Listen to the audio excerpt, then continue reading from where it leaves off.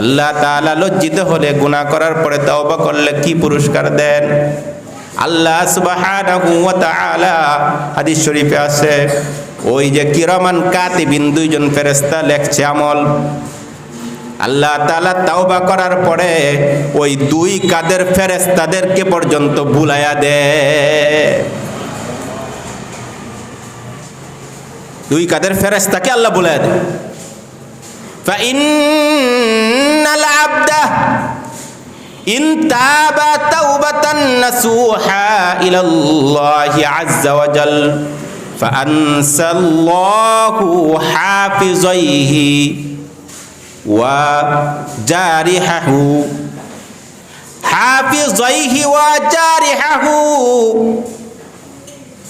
ওয়া আকাবা ওয়া ইকাবাল আরদি।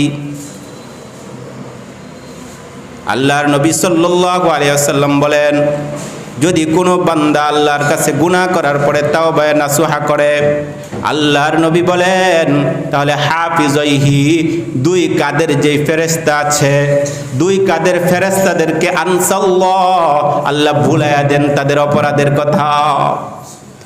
আর কি, তার যে প্রতিবেশী আছে তাদেরকে ভুলাইয়া দেন।